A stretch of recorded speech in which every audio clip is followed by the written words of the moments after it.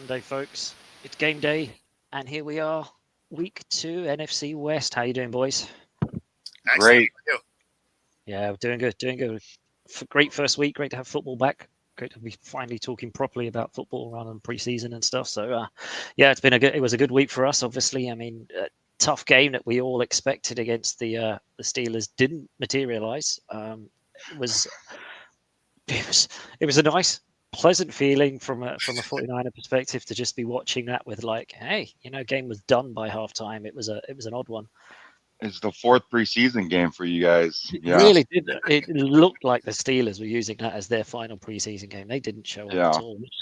Great for us. Great for Drake Jackson to kind of stand out, get his name on the board and stuff. So there were some good sort of solid performances from others around, which I thought was great for the team. The D line obviously stood up without Bosa was there, but I think he was just doing his own thing because obviously very little to no sort of practice reps with the first line, first D line. So he was just kind of, I'm just going to go after the QB. You guys do stunts, whatever else inside. But I think just him being there obviously helped Ferrell, obviously helped Armstead, obviously helped Kinlaw, and definitely Jackson, because you can't, as an offensive coordinator, ignore 97 on the edge. So he just takes up body. So I think that was helpful. And as I say, just a really well-oiled performance from us. Nothing too flashy apart from obviously the one run that got bust open, but that was just a solid all-round 3-phase performance, which was nice to see week 1, that's for sure.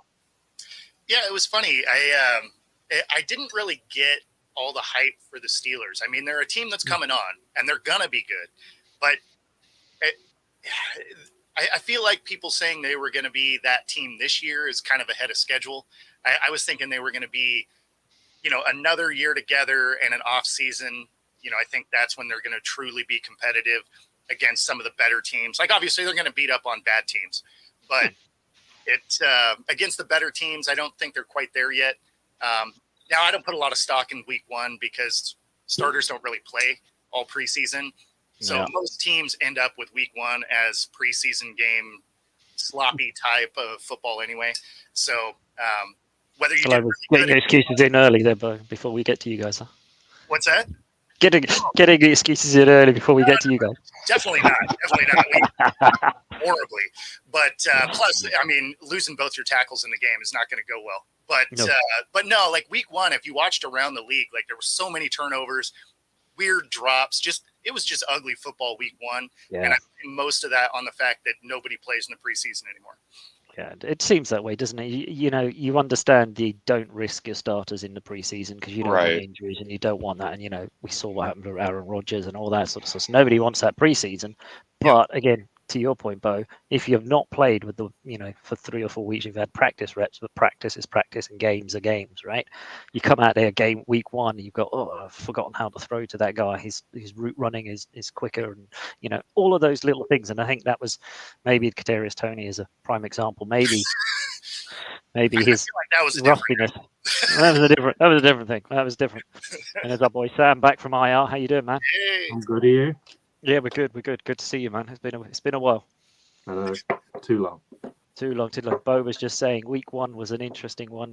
We were discussing the Steelers Niners games to start with, and the Steelers not showing up. Bo put it down to kind of end of preseason, not playing rustiness. But how did you kind of view the 49ers Steelers game? Were you worried, or did you kind of get a chance to catch it? To be honest, I've watched a bit of the highlights, and it's exactly how it sort of it was just one of those games. It was always going to go that way. I don't think there's I don't think you can put it down to, in my opinion, put it down to rustiness or anything. I just think it's that Niners team is scary, and they're going to be scary for this whole season. And I think people just need to expect them to be as good as they have been in that game all season, and maybe sort of those. I think it's going to be those bigger games where you'll see the real Niners come out. I think a lot of these games are going to very much be just straight to the mill, barely getting out of second gear.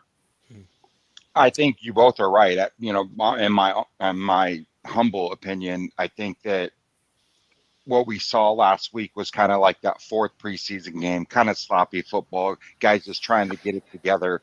But you saw the tiers and where the 49ers actually are compared to everybody else. Yeah. Even watching that Eagles game, right? There was a big disparity where watching the Eagles play the Vikings, you're watching Eagles were much, much better. However, the offensively, defensively they're going to be fine, but offensively that cohesion with the run and the pass wasn't there. So what they would do, and Nick Sirianni would do, they would just run it, right? Stick to that bread and butter. We know we can do that. They had 13 rushes on one drive at one point, I think, and they stuck with that. But when they would go to the pass, it just wasn't seamless. It wasn't smooth, was it? The timing wasn't there. It's still. And that's where San Fran has that edge. It's like everything is seamless. Your pass, your play action, and it's the Niners definitely didn't have that that sloppiness that most of the league had. That's what I'm saying. Their sloppy is just different, though. I think maybe there was some sloppiness. It's just they're so stinking good. Yeah. I mean, a lot of the things were still really crisp. So you're just like, oh, man, they're going to be a problem. But around the league is where I was saying there was rustiness. The beating up on the Steelers, I had that same outcome too. It was, I think people are way too high on where the Steelers are at. Yeah. And I think, with Kenny, really, in his second year, he's not got that many weapons. Everyone's getting a little high on the Kenny Pickens sort of double duo and not realizing that apart from them, Harris is a great workload, but that O-line isn't there yet. And, so maybe the mystique of that sort of run that the Steelers went on the end of last year was probably. Well, you also have that Mike Tomlin effect, right? He's never had a sub 500 season, so why expect that this year, right? And I think they're going to be probably a game above 500 because those boys will figure it out. And Pickens, as talented as he is, sometimes he does need to reel it in, right? And be a little bit more disciplined on the football field. But yeah, man, he's just oozing with talent. He'll get there. So so Jay, you guys were competitive right to the last against. Hey, we covered. You covered the spread easily there. I mean, we were winning at halftime. Yeah, you were up. I was kind of pinging you guys. This is looking like I did think you were in for the win. I mean, you know what? That defense played over their skis. Our defense played lights out. Great, turnovers. I mean, they scored our only touchdown of the game. But yeah, they just figured out, the Commanders figured out how to get it done there in the fourth quarter. And but again, I think that's going to be a recipe a lot for us this year. And that's really kind of, as a Cardinal fan, I don't think tempering the expectations a little bit, you kind of want to see that, right? You want to see us in close games. You don't want to see us get blown out. I don't want to see us get blown out. I want to see us in competitive. Now, granted, it was the Commanders, but hey, let's get in these competitive games and keep it close, within a score and see what happens. But I think we said that last week, didn't we? It was like, that's what you want from fans. You're understanding where your franchise is. You're understanding you're in a rebuild. You're looking ahead, getting ready, cleaning house, and all that sort of stuff. But absolutely. You also want to be in games like against the Commanders and the Texans and maybe the Giants and maybe some of those teams. You want to be in and about. You don't want to be just kind of rolling over. You've got to expect that some teams are going to come in and some really good teams are going to come in and you're going to get rolled. But as long as you're in and about some of the other ones, then that's enough for you guys. That should be. Yeah, and this is not an excuse, but I mean, Dobbs, that was his first snap he's ever taken as a Cardinal was last week against the Commanders. He didn't take one preseason snap, not one. So I think you're going to see him a lot better today. And as the season progresses, I think he only has a few more weeks left. I think until Kyler comes back, you're going to see Kyler, I think probably around week 5 or 6, but I think you're going to see a better team, and as long as we keep improving, week in and Yeah. week out, you're laughing at me, Bo, but I think No, so. we're I'm laughing. pushing it back. Alec. Laughing at Alex's comment whether your game was closer than the Seahawks game, but Oh, we'll definitely dive into that in a minute. So what yeah, you were saying is completely accurate. He will get better as the season continues on. yeah, it Yeah. was a big ask. It was a big ask for him to come. Was he drafted in on the Wednesday or Thursday before the game started? Literally just here, get him suited up, get him measured for his uni, and send him out. It's like, Yeah, they're like, hey, it worked for Baker. Let's see if we can do it. Right. you just sling now, him in and go. now the difference is he knew the playbook. He knew the playbook probably better than anybody in that locker room because he came from Cleveland. He was with Monty in Tennessee, so he knew the playbook. So it's not like, but he'd never played with any of those guys in a real game competition before. So, but again, you just want to see us stay competitive and stay in games and not get blown out too many times. Yeah, I mean, you never want your game to make you feel like you should head to the exit at halftime. Right. That's never Like where a Steelers fans. What you mean? Yeah, like if you're there, if you're competitive towards the end of the game, like that's all you can really ask, especially when you have a relatively depleted roster. It's the diplomatic way to say it. I think at the end of the day, this is sort of a season, and I think we're sort of in a very similar boat, although obviously coming onto the game late in a bit.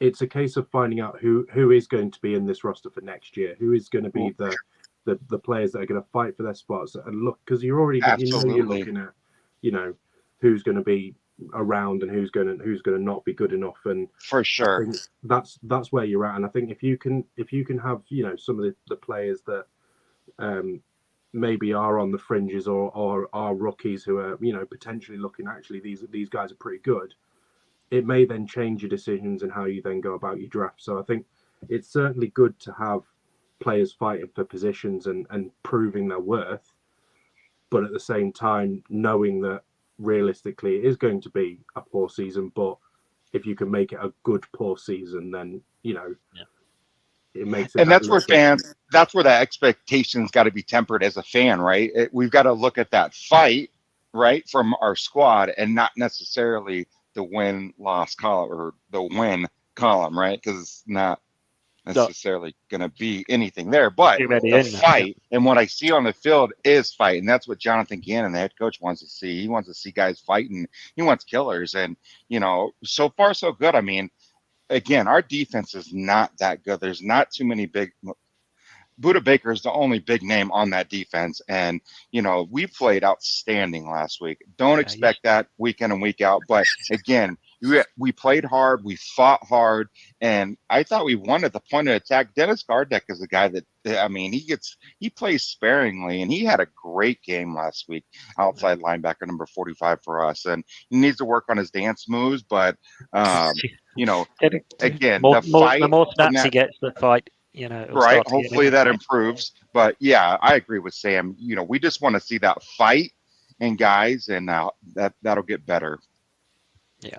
And I think we touched on that last week on the show. It is going to be a rough, bumpy season for you. If you guys look at the black and white win-loss column, that's not going to give you your season story.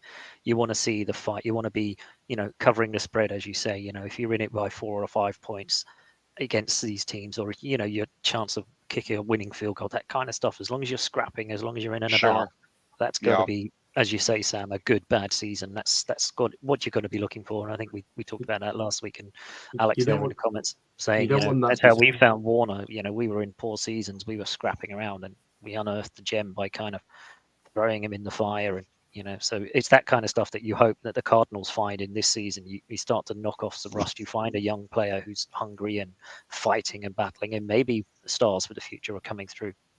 You also don't want to be too far off the other teams. I mean, I know that each season is completely different, but if you can sort of be in games, maybe win a couple against the ones that are going to be down and around sort of those first picks, if you can at least be in those games, you're not too far off pushing through those, that sort of, I suppose, that group and moving up to the middle levels. And I think that's where really you need to be. I mean, you don't want to be about where the Texans were a couple of years ago, completely just disjointed and completely, Just miles away from anyone else. Well, I mean, I think it's okay personally, I think it's okay to be down there as long as you don't stay down there. What was I've referenced this a couple times. I think it was 2018, the 49ers, you guys won 3 games. That was the year you guys hired Lynch and Shanahan, right? It was 2018. You won 3 games that year. I think you beat us twice, but anyway. And so you got down there. West, right? Yeah, right. You did exactly what I hope we're doing right now. You stripped it down to nothing, right? And you built from the bottom up. And you got down to the bottom. You didn't have very many, points of that season where you could be happy and proud about, except for three Sundays, right? For that whole season. But you built something that's just, well, I don't know about sustainable because I don't know about that salary cap for next year. But I mean, you guys have got been 40 million in salary cap all of a sudden now. I don't know how the bean counters have done that. Sign Bo to give him a massive contract, and then hey, by the way, we've got 42 million. That's some creative accounting for sure. I was going to say clever cap count. We've been looking at the Rams books. They went to the Rams accounting school. Yeah, I'm like, wait, 1, 2, 3. wait a minute. 2 for you, 7 for them. Yeah. How does that doesn't work? But anyway, I mean, and look, ever since then, I mean, you've just been, stellar. So again, sometimes I do think you can't always be like the Patriots that had that 2-decade run, right? Or the Steelers who never seem to bottom out ever. So if you do, it's okay. Just don't always stay there like the Texans do, or some teams. Or the Lions for 50 years. Yeah, right. Yeah, you don't want to be that perennial team, do you? That's Right. always there. I think I remember from my youth, the Buccaneers. You just knew they were always first pick, second pick for years, and you think, come on, how many first picks do you need before you come good? It's All of them. I mean, all of them for the Buccaneers back then. And the thing is, I mean, that was a time when you would get your first pick and then trade the player away afterwards or something. It was mental years. But yeah, so I mean, we might as well talk about the elephant in the room, Bo, Sam. I mean, first divisional game. Yep. Biggest first upset of the week or first upset of the season? Do you think? I mean, Massively. I didn't see it coming. I know that much. Yeah, I didn't either. Like, I knew it would be competitive, and I figured we were going to split with the Rams this year anyway, because we always do, right? Like, it's the Rams. It doesn't matter what the records are. Somehow they play each other extraordinarily tough. I didn't think it was going to be the week 1 game, though, because Kupp was out, right? So I thought there was going to be some things to help the Hawks out, but apparently not. It was really competitive until halftime when we lost both of our offensive tackles. And then, your defensive line was back there about as fast as the ball was. So, you do have Aaron Donald back there, which, He's not bad. He's okay. He created a hilarious moment. Oh my God! Throw it in. That was amazing. That might have been the most viewed clip. I think that was YouTube, possibly the best thing I'd ever seen. Just the fact he was like, "Oh my God!" Oh my God! It was hilarious. I mean, he was coming free, right? Like he took a little right step, and then like a lane just opened at him, didn't it? It was like, I mean, for one person to not be chipped or not be blocked, it's got to be please not let it be that guy, right? That is a huge misassignment. So his reaction made total sense to me. I would have probably reacted very similarly. I wouldn't have been so clean. It wouldn't have been so broadcastable, I think, if that was me, right? Right. Yeah. But yeah, I mean, after halftime, because, you didn't have tackles, and you could see in that game the quality of play from your starting tackles to the second string was a monumental drop. And so this week they signed 4 different offensive tackles. So they brought in 2 vets, and then they brought in 2 rookies off of different practice squads. So we got a guy off of the Tampa practice squad and the Raiders practice squad. We brought in a 41-year-old tackle that I think he used to play for the Eagles. So I mean, they recognized that the talent drop from first string to second string was huge, and so they're trying to address that. Whether or not that'll work out for our game against Detroit is something else, because that's a big step. Well, especially with no practice, right? Sure. So I don't see that working out super great for the Seahawks. Yeah, I see that. I see a staring at an 0-2 after this week. I mean, it it's is going to real be possible. yeah. I mean, the only saving grace to it is, although their defense is significantly better than it was last year, in Detroit, it's still not a great defense, right? Like they don't have that Aaron Donald up front. They don't have, all stars Well, I in the mean, secondary. They don't have that level of play. Like they are Well- taking a huge step forward from Yeah. the worst ranked defense in the league, but they're not going to be a top 10 defense. Now they're still every bit the offense they were last year, so that's a problem. Yeah. Even what's surprising, man, offense didn't seem to miss a beat with Swift being shipped, and you're still missing Williams.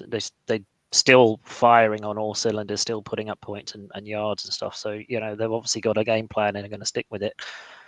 It could be a toughie for you this week. I mean, stopping that Lions is going to be a tough one. And as you say, if you're dropping jigsaw pieces into your offensive line that may or may not have had a chance to kind of get any time. Well, especially since the defense didn't take the step forward that I had been talking about, right? Like that was the biggest thing I was watching for from this game is, can we finally protect the middle of the field? And if you look where Stafford threw the ball, it was within 15 yards in the middle of the field, and they were tearing that defense up because he didn't really stretch the field at all, but still put up almost 350 yards. Yeah. And Goff no touchdowns though. Well, no, because they ran Right. for 3, right? Which means they ran for 3, yeah. Middle. So everything that I wanted to see out of that game was exactly the opposite of what happened. The front seven didn't show up as the runs. They still look soft against the run, and as you say, I can easily see Laporta, the rookie tight end from the Lions, because Goff loves his Lions, right? He loves his tight end, so I can see those two really connecting against you guys. So it could be an interesting one. He has very similar play to Stafford, right? So he can. I mean, he'll exploit the middle of the field if it's open, and without a significant pass rush, if you give Goff time, he'll tear you apart. Where Goff makes mistakes is if he's off schedule. So if he gets to stand back there free, man, it's going to be a long day. Well, and they got the offense where they can make up for any, the mistakes that he makes. Where I get frustrated, and as I think fans get frustrated, is just you get behind by a little and you just abandon the run altogether. You got a guy like Kenneth Walker, and he gets the ball 12 times last week. I understand the score was a little kind of lopsided, but it wasn't until it was, right? Yeah. And you still give Walker the ball 12 times. And it's like, to me, that's what sets up the pass. Not everybody has an offense like, Detroit can just flat out just pass the ball. They don't have to worry about setting up the play action. Kansas City, they can just flat out pass the ball. They don't have to worry about setting up play action, right? But not every team is like that. Okay, we've got to have a run pass balance, the play action, and teams get away from that. You look at last week, Minnesota lost to Tampa Bay, right? It's 20-17. Yep. Minnesota ran the ball 17 times and threw the ball 41 times in a 3-point game. I don't understand that.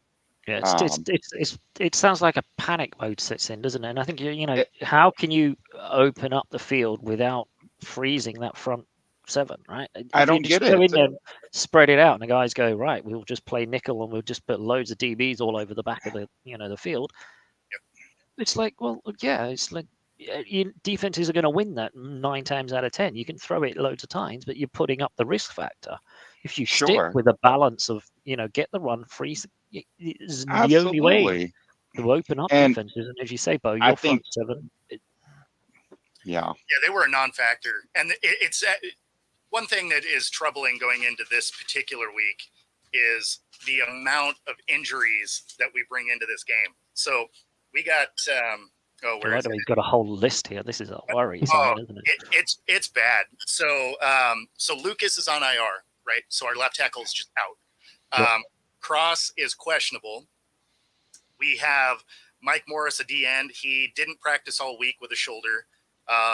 Linebacker Devin Bush out with a shoulder. Linebacker Jordan Brooks didn't practice all week with a knee.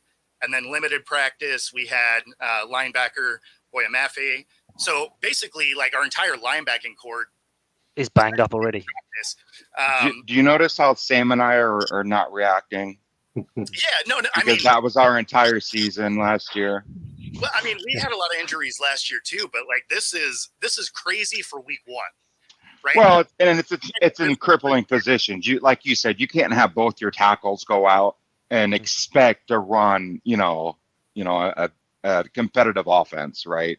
Oh, definitely not. I mean, yeah, all of your success happens on, in the trenches, right? So sure, absolutely.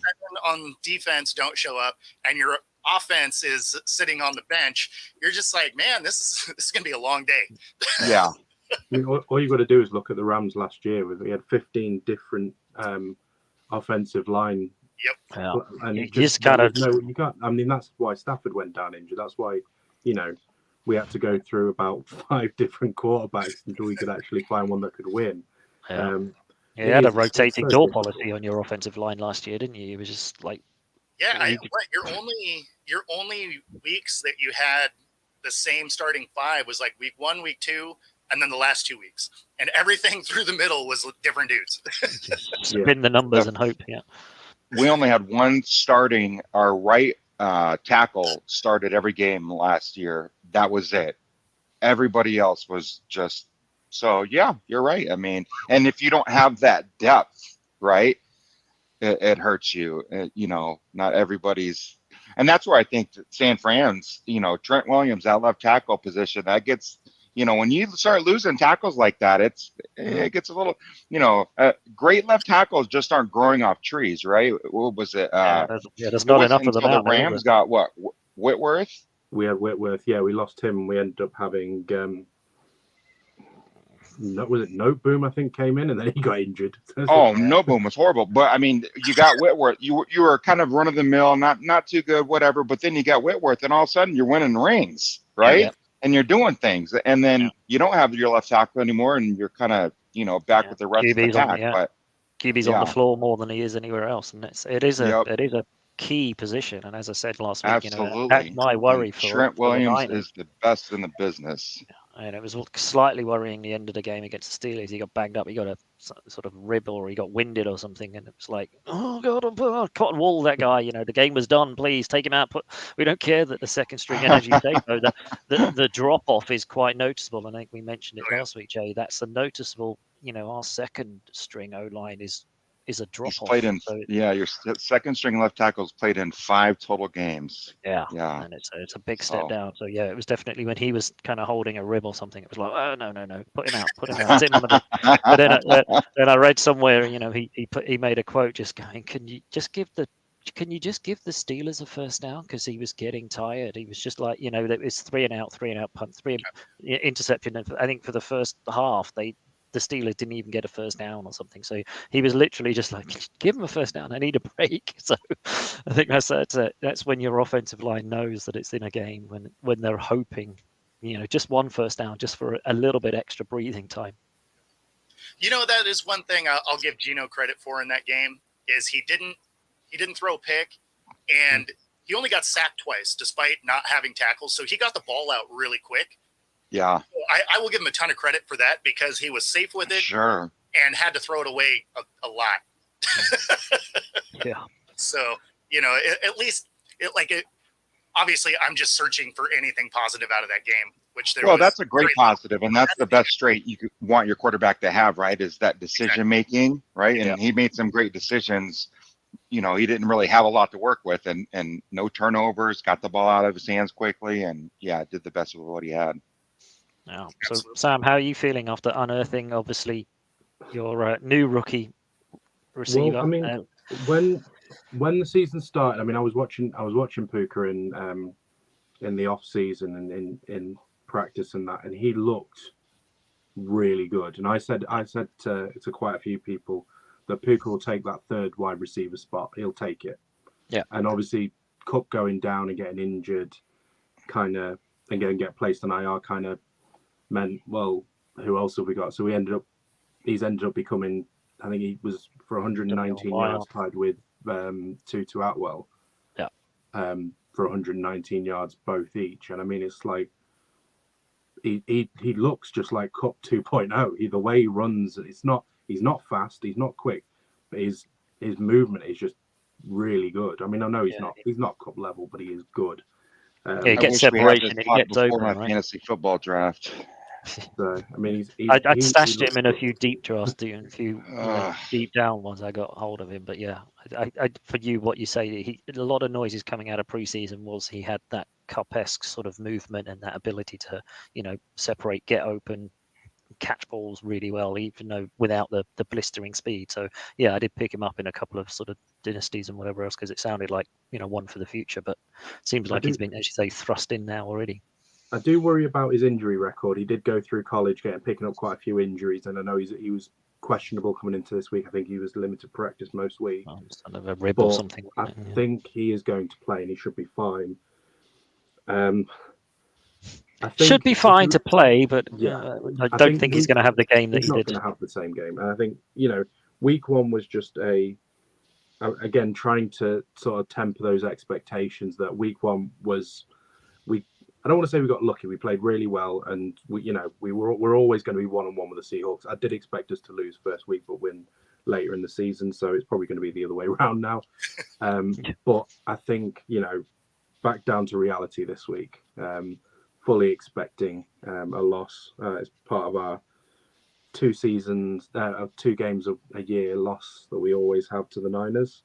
So yeah, I think it's similar to the Cardinals. We just want to put up a good game against the Niners, maybe give them a few headaches, put Brock under a lot of pressure as if we can, and just make a game of it. Don't just be don't turn it out like the Steelers and the Niners don't get out of third gear sort of thing. So I don't think it will. I think we'll have a good game. We'll probably get beaten, I don't know, 30-17 or something ridiculous, but hopefully it'll be a tight game up until the fourth quarter where the Niners then just run away with it. Wow, the spread's 7. Oh, did it drop? Because I thought it was higher than that. Oh, Yahoo has it at 7. I'm surprised by that. I thought it was higher than that. Yeah, I'll take that one.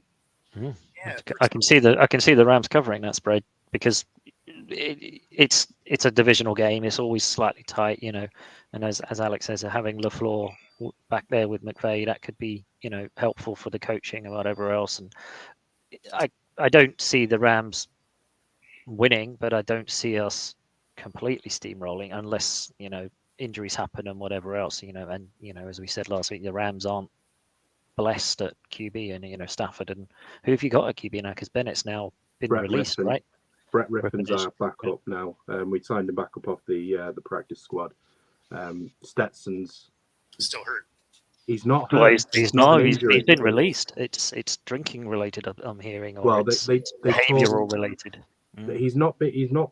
As he, I did last time I looked. I hadn't seen he's been officially released. He's just been given time away, and they reckon that it's to do with. Well, the reports are that it's to do with a drinking issue because he was out partying or something.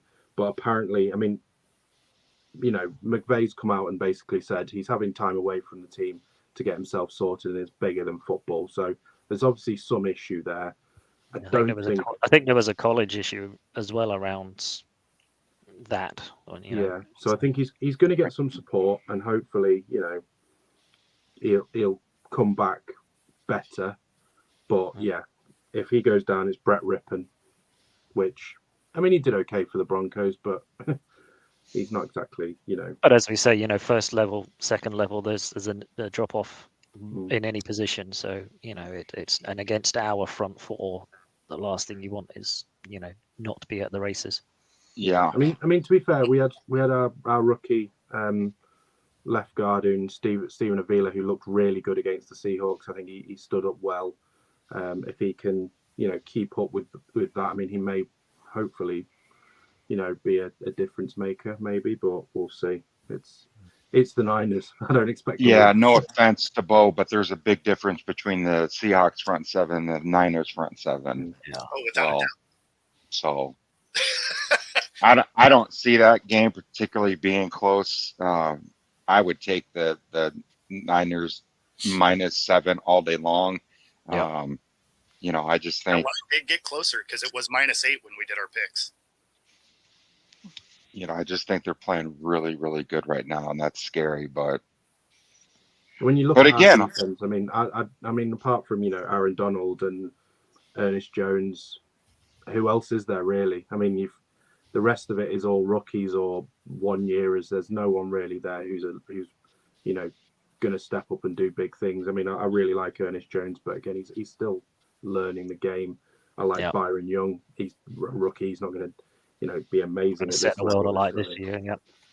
So yeah, and then as you say, you look at ours and you go, well, who are you matching up against? And you go, oh goodness me, the embarrassing of riches that we're blessed with right now. It's you feel for any defense, but especially as you say, a growing young defense. a And you kind of young go, defense, young sure. defense. You go, oh, it's fine. I'll take wide receiver 2 on the Niners. Who's that? Oh, it's Deebo Samuel. Great. It's like, Brandon Ayuk, Deebo Samuel. yeah, and then Jeez you go, oh, fine, Louise. I've got the running back. Oh goodness me, no, and and you think the game that we had against the Steelers, I don't think Kittle caught a pass. I don't think. I think he caught one pass at the 4th down early on, and that was pretty much the only time his name was mentioned.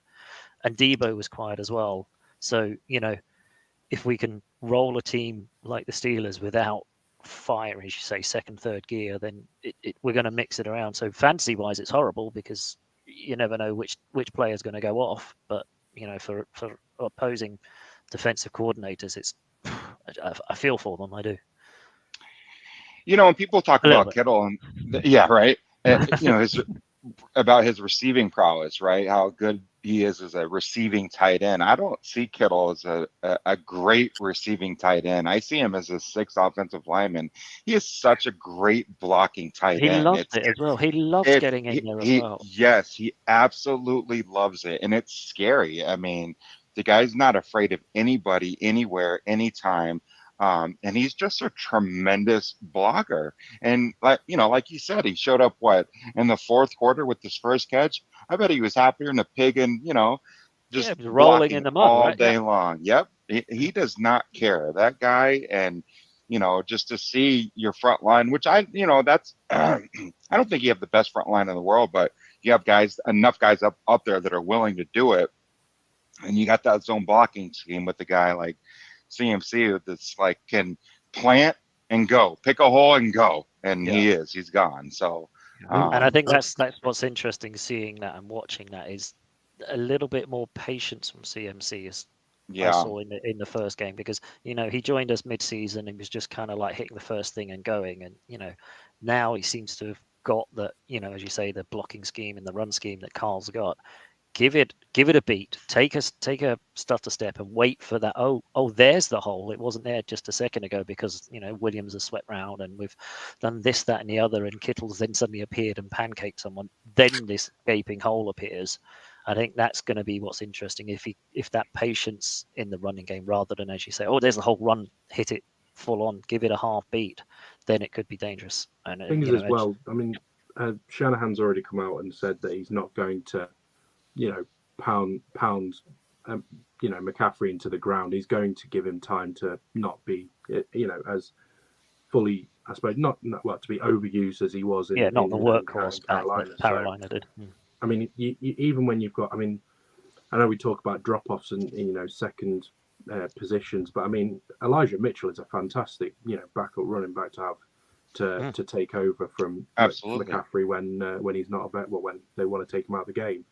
And I mean, it's that level of sort of having those multiple players available. I mean, I mean, I know that you've got Ayuk and Deebo and obviously Kittle, when he does decide to stop blocking and go running about the place, he's essentially a wide receiver 3. But I mean, you look at some of the other players that they have as wide receivers. I still think there's some great wide receivers out there that they have in terms of sort of the depth. But Jennings is an overlooked one for us. He comes up big sometimes, especially against he seems to have a thing against the Rams and third downs against the Rams. He loves he just turns up for his third down joining. It's like seems to almost be inevitable that the ball's like a magnet to him on third downs, and he kind of gets open somehow. Yeah, and Ray looks like he's come back from IR, and he's going to break a punt return or a kickoff return at some point. It's always so close. That's the only thing that's been missing for a while, and he's definitely looks like the kind of player who's going to break one soon. But yeah, I mean, that running game is where Kittle is so frustrating because he is a good receiver, but because he's such a good blocker, you have to respect the fact that he's going to block. And right. So then it's play action and he leaks out. And that is an absolute zone killer because that linebacker has to crash like that run is going to happen because of the speed of CMC. So then all of a sudden, yeah, everybody can be a good receiver if there's nobody by you. Like, and I mean, yeah, that's probably the most frustrating thing to watch is Kittle in there blocking repeatedly. And again, awesome blocker. And then he'll just shed a block and float out. And you're just like, Oh, no. And then he catches it and gallops for 30 yards and then tries to take out the safety. And well, that's what I love. When he does eventually leak out and he does get the ball, he doesn't just kind of get it and hit for the out of bounds. He's looking for contact. He goes looking for smashing a DB. And he goes absolutely goes looking for contact. It's like, who's the smallest guy in the pitch? Who can I just steamroll? It's like he's looking for CTE. He's like, where can I find it? Like, dude. I think he can hear that Sports Center chime in the back. You're like, he's got his own theme tune and he's running. And then he gets up and does his Hulk Hogan. I hate it. And he's not that big either. I'm like, dude, I'm bigger than you are. But he's a stud. He just plays football like he's playing in the park, right? He's still got that love of the game, and it's just absolutely. It's not it's amazing to watch, and it's infectious, I think. And as you say, it's infectious for the other O linemen who see their tight end just getting down and dirty, so they love having him there, and it leaks out to the receivers, and it leaks out that the running back's got to love running behind. I mean, if you're a running back and you get that guy, oh my gosh, yeah. I mean, the CMC run, how great for a running back to kind of spin move, great. Oh, I've made a move, I'm open, and then suddenly seeing your two wide receivers, one of them laying out a pancake block, and then the other back end just coming from 50 yards and just hauling to get there to block for you as well. It's like I read something. It's like CMC is like, I mean, to be able to run behind a team that's there, putting their bodies on the line from 50 yards away, making that sort of run to just block for me. It's just like a dream for a running back. Oh, for sure. They've all bought in, number one, but kind of to tie it all in, like what Sam said earlier, right? You're looking for that fight. Well, Kittle definitely has that fight, and you've definitely built, a team of fighters that, they're all for one and one for all. And it's like, if it doesn't matter if it's a 50-yard gain or a 1-yard gain, they're ready to die on that play. And there's no, and I think the ego, there's no individual ego type thing, and that's what they all want everybody to succeed. So if Ayuk goes off last week and everyone loved it, but if Debo goes off this week or Kittle goes off, they're all in fantasy. dream. Well, that's another thing that kind of puts San Fran, I think, a click above the rest of the. Everybody saw AJ Brown on the sidelines, right, and throwing a temper tantrum because he wasn't getting the ball. Yeah. Just because he wasn't getting the ball, I guarantee you would not see that on a 49er sideline. Debo, nobody's doing that. Yeah. So. Yeah, maybe behind closed doors there might be a Carl. I didn't get the ball last week. It's like, sure. But you're not doing it there. Behind closed doors, but you're not doing it in front of a camera. Yeah. Yeah, it's going to be, as Alex just said, he's going to miss the Robbie Gould, Jalen Ramsey beef. It's going to be a shame without Jalen Ramsey. I mean, he did bring some beef to the game. About last week is we didn't have the DK Jalen bust ups that we like to see. So DK, that was a cheap shot. DK Metcalf, come on, we need to go back to that bow. Actually, I need to go back. Come on. He is good for a 15-yard unsportsmanlike conduct every week. Like, I don't know what it is. It is the most frustrating thing as a fan because he has a ton of talent. He's fast. He can catch a lot of things. He's a unit, right? I mean, the guy is. Absolutely. Oh, he's a genetic freak. But that one time during the game, his brain is going to become a bag of cats, and he's got a 15-yarder. And I don't know what it is. Like, I really don't get what happened. Like, because if he were to do that in the scheme of the play, cool, right? Like, if you want to make a statement during the play, awesome. And he didn't even get the flag for that. He got the flag after that because he can't shut it down go line up and do it again. He has to sit there and chirp. And then the flag comes out. It's just like, dude, just shut up. Like, if you want to hit him some more, great. You have 20 more seconds, and then you get to go do it again. So do it again. Yeah, you don't need to stand there and go. Yeah, just shut it down. Or like, even if you're lining up and you're on the line getting ready for the play, you can be chirping then. But the jog back, you gotta just shut it down so that it's not, 2nd and 25. Like, man, that's one of those help me, help you, right? Like, just stop hurting the team.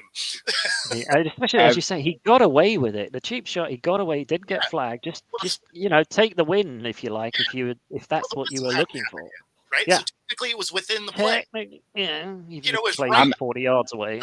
I'm wearing a Rod Tidwell jersey, actually, from Jerry Maguire. I had a Rod Tidwell jersey made, and I wear, That is awesome. But help me, help you. Yes, exactly. Show me the money. Like, that's right. Do this. But it's that's probably the most frustrating thing is, he didn't get the flag because he should have, like, in a way, right? He was a long ways away from the play. It was a cheap shot for without a doubt. It was before the whistle, so technically it's kind of part of the play. But then you can't shut up about it. It's like, man, like, just it was already a dumb play. Just take the fact that you didn't get a flag anyway. Go line up. Yeah.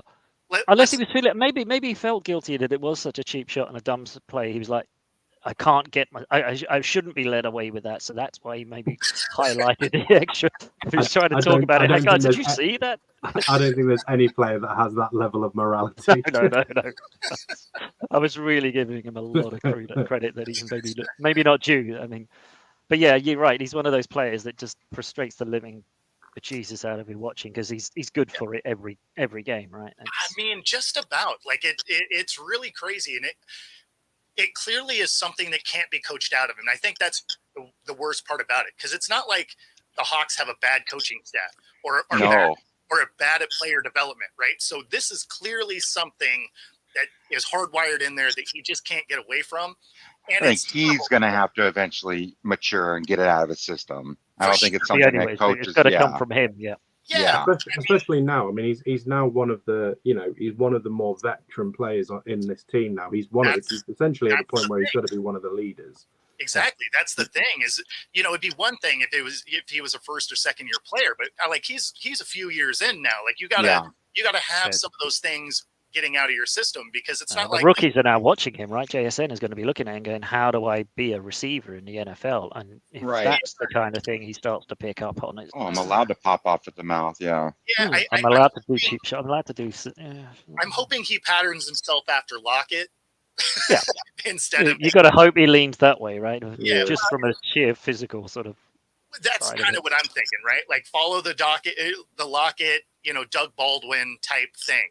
Like, you can talk, you can low key talk through plays and stuff, but like, shut it down, line back up. Like, let's keep it moving, because otherwise, you just hurt your team. You essentially just create a drive killer at some point. And when you're already behind, the last thing you need to do is just throw a drive away. Yeah. Yeah, and eventually it'll get you benched, right? Because your coaching staff in Seattle won't stand for it for too long. Either get you benched or get you traded. Yeah, so that's actually something I talked about last year, because he got so many of them. In fact, one of them, I think he had 2 in the same game. And so then all of a sudden it's like, okay, well, you can absolutely get probably 2 first-rounders out of him. Like, he's freak speed and size, and he catches all the hard balls. The easy ones sometimes hit him in the chest and fall on the ground, but like, for the most part, he can make all the catches. So I could see somebody giving up, 2 firsts, or like a team needy for a wide receiver who's in a playoff run. Absolutely. Suddenly looking like, we need KC, for example. If they get in and around and they're still struggling on their wide receiver core, and he's continually upset, the Seattle coaching staff. Who knows?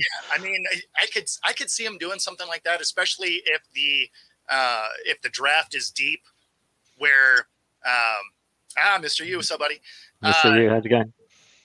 If the draft is deep, especially with speed, then I could see them moving off him and, making a move there, because that also frees Sure. up cap space, right? Mm. Because Yeah. Cashing in some chips, yeah. So The only problem you have is that, if he keeps mouthing off, if he keeps upsetting people, he gets a bad reputation. People are going to not want to trade for him because, especially, your teams like Andy Reid. I Well, think, there's. I think, Sam, that's a great point. I think you have teams like Andy Reid and the Chiefs that'll say thank you, but no thank you with that kind of attitude. But you're also going to have teams like the Raiders or the Cowboys that are look, you didn't create like major felonies, so you're all good, with us. So we can take a bit of drama over here, and they look at talent over all else. You'll get someone who will pay. You'll pay the picks for him but it won't be the top. Someone like Andy Reid will not touch him with a barge No, pole. not at all. Like I say, don't see it'll be that. someone like. AB ended up on like multiple teams. Yeah. There's a prime example, right? He made a living. Prime example. That's the first name I thought of when you started talking about DK was, you don't want to be an Antonio Brown. No, like someone would absolutely go after him. Yeah. Especially because he's so talented.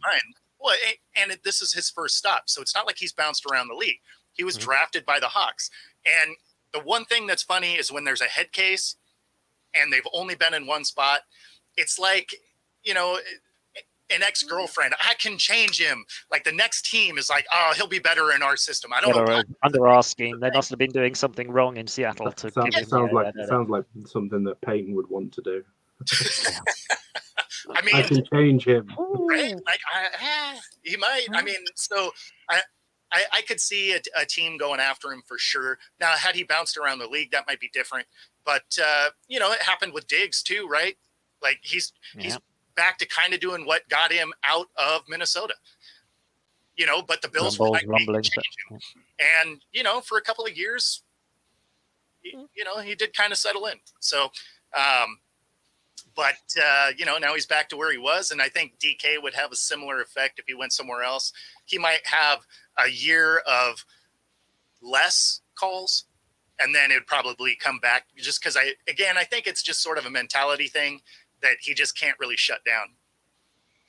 Well, I think it's going to have to, like you said, it's going to have to come from DK. It can't come from anybody else. It can't come from a coach. It can't come from, his girlfriend or girlfriends or boyfriend. I don't know what he's into, but it's got to come from DK. He's got to mature, grow up, and realize, hey, listen, I got to put the team first, and all I'm doing is hurting the team. And I think there are certain reclamation projects where you can go. If you look at AB when he was with Tampa Bay, if there was that good system when Tom Brady was there, he was contained for a year or so, right? And everything was kind of right. Yeah, you look at LeGarrette Blount. This is going back a ways, but LeGarrette Blount, big time head case, getting all kinds of trouble, goes over to New England, and with that, they were so just that from the front office to the team, they had such a great culture. LeGarrette Blount just fit right in, and you didn't hear one word about LeGarrette Blount over there. So I do think there are times where that can work, but yeah, we do often hear about, it follows players their whole career where they just can't help but being divas. Just a little bit on the edge. He can still do all the stuff that he does. He just has to be more cute with it. I mean, there's so many players. Like Bo said, know when to do it, know when to turn it on and turn it off. Yeah, I mean, and know when to talk about it. I think that was the thing, right? He got away, as we said, he got away with it. Just don't talk about it, don't brag about it until you're lining back up again. Then you could laugh at the DB and going, "Ha, I got you, pancake," whatever you wanted to say. Then you tell him, because especially someone like Jalen Ramsey. I mean, he'll wind him up. He was so easy to wind up. You could easily he could have stepped away from that. The defenses will be like. He could have been stood facing him just before then, just started talking his mouth off again at him. Yeah. And that would have wound Jalen Ramsey up, and then he would have made a mistake. Probably would have been 15 the other way. Yeah. He got AJ Green to go to blows. Who gets AJ Green to go to blows? Jalen Ramsey. Jalen Ramsey somehow. Yeah. He's just got a way of doing it, right? But that will happen with DK. Defensive backs will start to chirp at him, get under his skin. That's got to be the defensive mode against him, right? No, I even agree with it. Like, try and spin the other guy up. Like, however you can get someone off their game, awesome. But if you're going to cost your own team stuff, just shut up for 20 seconds, line up. You're going to be across the line from him again. like soon as you're take it out on them then. Yeah. like start talking, you can hit him some more. I mean, especially if they come up into press or something, right at him. Just truck him. You got 5 yards. I mean, DK twice the size that Jalen Ramsey. I don't know who would press DK, but I mean, even in the right mind come up with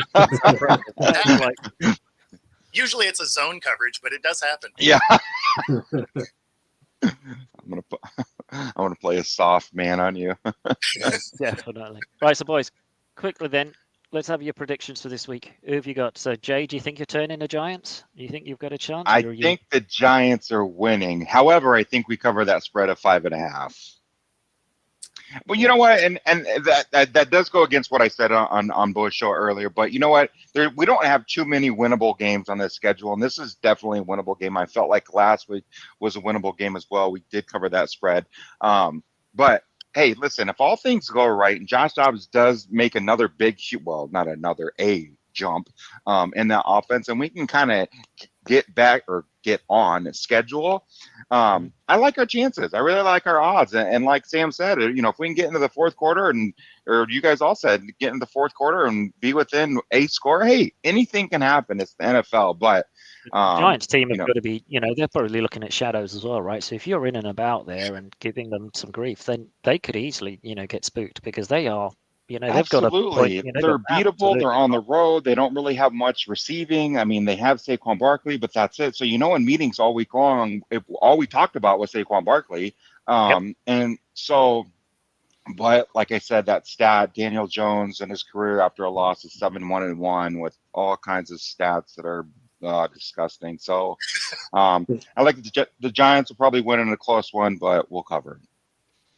Bo, how are you feeling against the Lions? Traveling to Detroit, I know they've just unveiled a Barry Sanders sort of statue outside Ford Field, so they're going to be greatest running back of all time ever. Greatest running back ever. I mean, wow.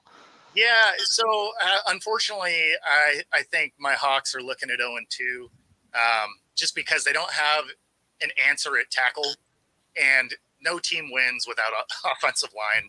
Like it's tough to do anything. Oh, yeah. Obviously, the running game will be there. The defense should be able to play a little bit better against this Detroit team because, again, the Rams are good on the lines. Everywhere else, they don't necessarily have a ton of depth. So this Lions team, I think there's some areas where the matchup is a little bit better than it was last week. But that being said, I don't think the Hawks really have an answer with the injuries that are already on a front seven that wasn't getting it done. And then, all the damage to that offensive line. I think it could be, we'll call it a problem. Call it a problem. So that sounds like a two-score win. We have a problem. It sounds like a two-score win to Detroit. You're calling now. Yeah, I think Seattle should be able to keep it closer, but I mean, it could be a two-score. I don't think it'll be the 23-0 second half drubbing that they took last week. But I don't expect. I'm not setting the bar high. Put it that way. Sam, SoFi showdown. So what do we reckon? I mean, I'm thinking the fact that you've let us wear our home jerseys at SoFi was an interesting play. I mean, I've got the Levi South up, just as a joke, but the fact that you've said, yeah, come down and wear your home jerseys on a road game was a weird decision. Very weird. I mean, I guess it's like you expected SoFi to be red, so therefore you kind of just embracing it. It's an odd one to me. I mean, I'm definitely going for a road win here, probably by I'm saying by about 10. Maybe it's a psychology thing. Maybe we think we can spook you into thinking you're at home. I don't know how it works. But... I don't know. Somebody somewhere's thought that through, and I'm not sure. But it's very odd. Yeah, it's not. I think a 2-score game to the Niners. I actually can't see us. I don't think I'd be surprised by that. Yeah. If we manage to keep it, I'll just be happy if we manage to keep it tight until the fourth, and make a game of it. If we end up losing by 2-3 scores by that point, I don't really care because we've had 3 quarters. It's garbage time. Yeah, garbage time sort of scores where we've run away with it. Then that kind of thing. But if you're in it by the fourth, then I think that's a good step. And I think that's true for any of these NFC West teams, right? against the 49ers. If we get into the fourth quarter and we're within a score of each other, we know each other well enough, or, we've played each other, the confidence at that point is going to be sky high, then yeah, anything could happen, Sam. So yeah, if you guys get deep in that game in that fourth quarter and it's tied or within 3 or 7, yeah, for sure. That's anybody's game. And Stafford can do it. Don't see that. I mean, if there was a quarterback, for sure, near a comeback win or something, I mean, he's one of them for sure. Absolutely. It's just, that's what you say, Jay. It's exactly what this whole division is about. We always take games off of each other, no matter which teams, in ascendancy, as you say, that 3-game season where the Niners win 3 games, 2 of them against you. It's just, we take games off of each other no matter what. It's just that kind of conference. So yeah, even if it's 3 or 7, you're always in it. You always feel that you've got a chance. So yeah, from a Niners perspective, I'm hoping that by the end of the third, we're kind of like 15, 17 ahead, and we can maybe look at putting some of the fringes in. But I guess it's the NFC West, right? You can never really take your foot off the gas. So we can book it. It's going to be 42-13 Rams. Because we all predicted the 49ers, so the Rams are going to win. Rams 2-0 on the road twice. Which I think everyone's talking about the Cardinals and the Caleb Williams sweepstakes. I really think the Rams should think about that. I mean, that makes too much sense. I think that, I made a prediction that we're going to finish, I think, was it 5-12 this year. So I put us down as being top 3. So I personally think, because this is Stafford's last season in my eyes, I think. Yeah. So I think you got to go now or never. It's either Caleb or Drake May this year. You've got to pick one. It's funny because I thought you were going to be better than that. Washington. I thought maybe Washington I thought Penix out of Washington would be a good fit for you guys. But then again, Bo Nix out of Oregon wouldn't be too bad to pick up either, because he's coming out after playing college for I don't know how long. We've already got one old timer. We don't need another.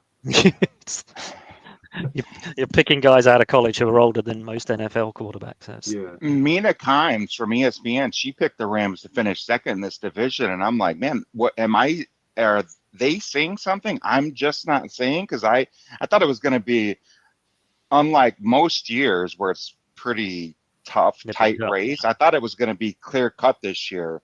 Rams, Seahawks, I'm sorry, 49ers, Seahawks, Rams, and then Cardinals at the bottom. It did feel like there was a clear 1, 2, 3, 4, right? And then you guys had to go out and win the first game like that, Sam. I'm like, wow, okay. Well, if the Rams can keep what they have healthy, if you can keep your starters healthy, I mean, you can play with just about anybody because you have talent. And we have the problem is you don't have anybody behind them. So if anybody gets hurt, it's a wrap. But if you can keep your main guys healthy, I mean, Cup comes back, Stafford can do damage. Akers can absolutely run the ball still. Not last week. I mean, Kyren Williams was it was a good tandem back there. You have pieces where you can be good. The thing is there's nothing behind it. The great thing is we have who I think is probably the best coach in the league in this division, alongside Pete Carroll, in my opinion. And I think that makes a world of difference, because you can be bad and have a relatively bad-ish team, but if you've got someone who can scheme it well, anything can happen. Yeah. Well, I don't think that's how McVay and the Rams had that backfield going. McVay's not a running back by committee kind of guy. He's a workhorse kind of guy. So he had Cam Akers penciled in as his workhorse. And as that game was unfolding, it was not panning out like that. And Kyren Williams was looking a lot better. They got an issue, I think, now. Los Angeles does. And it's, who's my running back?